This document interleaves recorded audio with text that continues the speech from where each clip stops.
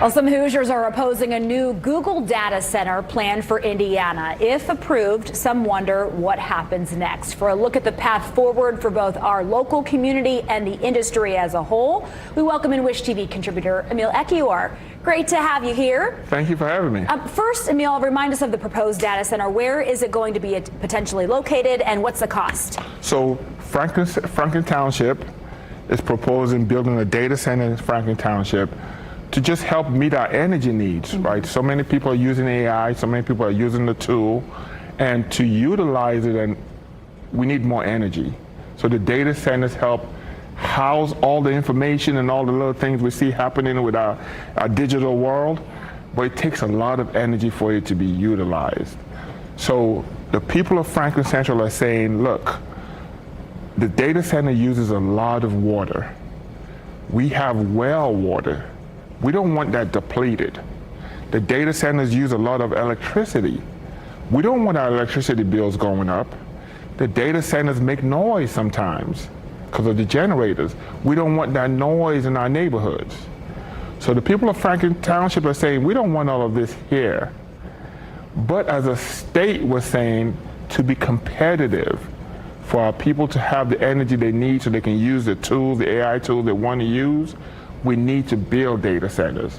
So now we have this friction happening with communities and our needs as a state. What's the draw of having it in Indiana? Does the location matter? So we have pristine location. We have an abundance of space. We have abundance of fresh, clean water, because you need clean, fresh water. And we are flat, right? So Indiana is pristine, is prime for data centers, right? Because we do have the space, the land to have them here.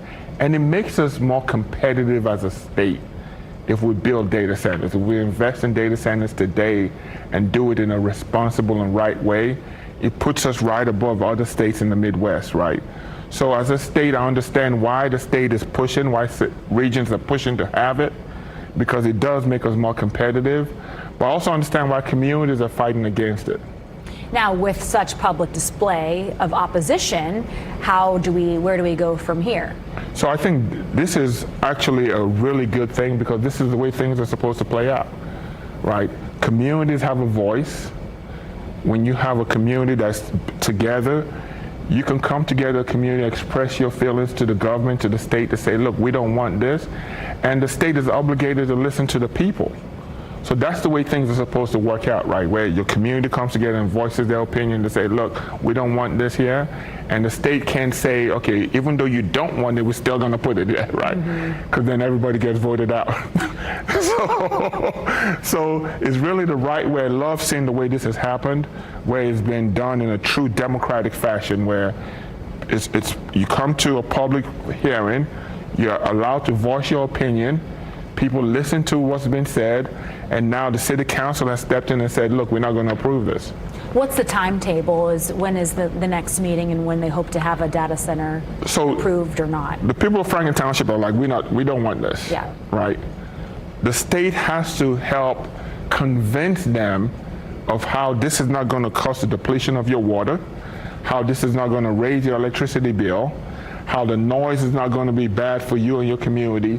Plus, the data centers can also bring in additional revenue to certain communities. It can help you with your roads, your schools, just things that you need. So the state will have to convince the people of Franklin Township, and the city council, the region will have to convince them that, look, this can be beneficial for you, and these are the long-term good outcomes to come up with. Yeah, long-term future. Wish TV contributor Emil Ekiyor, thanks for stopping in today. Thank you for having me.